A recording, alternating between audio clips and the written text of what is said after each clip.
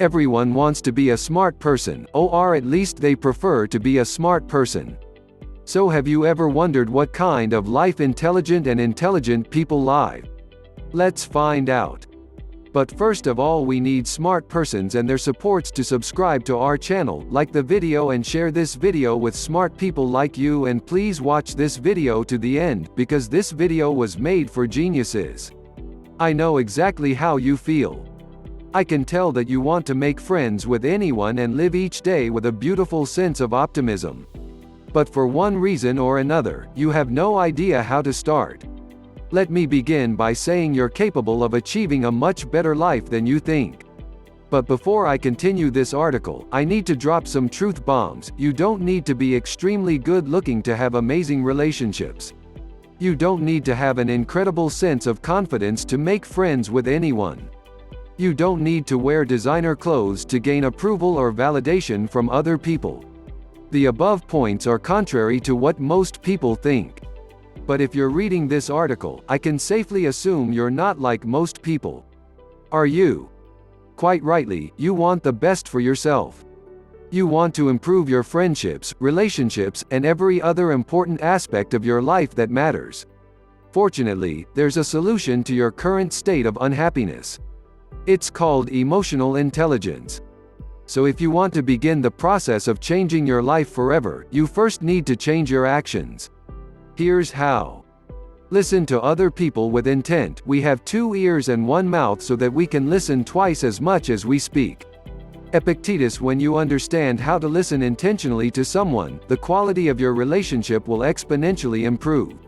Because when you genuinely care about what people say, they'll probably reciprocate. The truth is that most people don't know how to have a conversation. Sure, they might hear what you say. But more often than not, they're not listening. Instead, they're just trying to come up with a reply.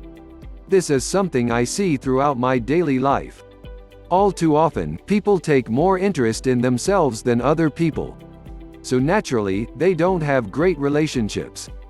That doesn't surprise me.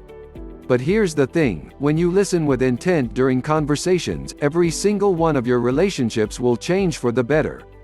Perhaps this is what Dale Carnegie meant when he said, "You can make more friends in 2 months by becoming interested in other people than you can in 2 years by trying to get other people interested in you."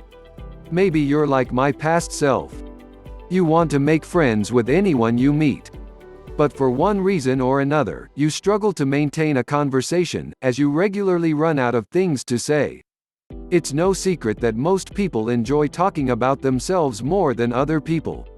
So instead of speaking about your own life, consider asking some open-ended questions about the other person. For example, what's your story? If you could restart life, what would you do differently? What book had the greatest impact on your life? You get the idea. When you take an interest in other people during a conversation, they'll naturally want to take an interest in you. Be empathetic to the feelings of others. I do not ask the wounded person how he feels, I myself become the wounded person. Walt Whitman: I've learned that empathy is, by definition, the ability to understand and share the feelings of other people. So if you want to improve the quality of a relationship, being empathetic to how they feel is an excellent place to start. When you genuinely care about others, I've found that it's much easier to build trust, intimacy, and many other things that are vital to a healthy relationship. For example, you could focus on the positive actions of your partner instead of concentrating on the characteristics that annoy you. Alternatively, you might want to consider someone's point of view during an argument and try to understand how they got to a specific conclusion. If you aren't empathetic in your relationships, they'll be mediocre at best. So if you want to fulfill your potential, take a moment to understand how people feel and why they think a certain way. Learn to control any negative thoughts. Anger, if not restrained, is frequently more hurtful to us than the injury that provokes it. Seneca: emotionally intelligent people know that if you don't learn to control negative thoughts, they'll be in control of you. In addition to destroying your mindset, a pessimistic attitude towards life can also put significant strain on your relationships with other people. For example, you might become irritable, irrational, and have a desire to get into arguments more frequently. So if you want to improve your life, it's vital to understand any triggers for negative thoughts, so you can prevent them from affecting you in the future. Over the past few months, I've learned to control my thoughts and restrain myself from doing anything impulsive that might harm my relationships. Although it isn't always easy to remain calm, I've recognized that an argument with someone is likely to last much longer than a temporary feeling of anger. Don't get me wrong, I'm not saying to ignore anything that goes through your mind. That would be stupid. But if you can prevent negative thoughts from affecting interactions with other people, the quality of your relationships will undoubtedly benefit as a result. Accept the things you can't control. It's not what happens to you, but how you react to it that matters. Epictetus. I've noticed that most people can't help but worry about circumstances they cannot control. But emotionally intelligent people are smart about how they handle their emotions. Because once you accept that you can't control everything in life, you'll have much more time and energy to focus on the things you can. For example, you can't change the circumstances you've been given in life. But you can always try to improve your situation and create a happier future. You cannot control what other people think, do, or say. But you can always control your reaction to them, and how you respond to any negative comments.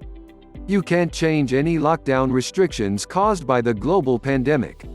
However, you can use the extra time indoors to spend more time with your family and do anything else that matters to you. Thousands of years ago, the Stoics called this concept amor fati, a love of fate. Without even realizing it, we often wish for our circumstances to be different.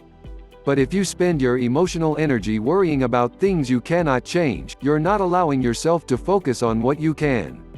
Ryan Holiday said it best, "There is no good or bad without us, there is only perception." There is the event itself, and the story we tell ourselves about what it means. Like you, I want to make friends with anyone and live each day with a sense of optimism. So when I began implementing these habits, my relationships massively improved.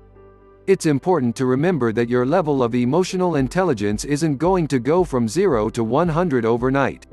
But once you take steps towards becoming more emotionally intelligent each day, the quality of your relationships will quickly improve for the better. We need smart, curious people like you. With your contributions, we can expand our channel and inform more people.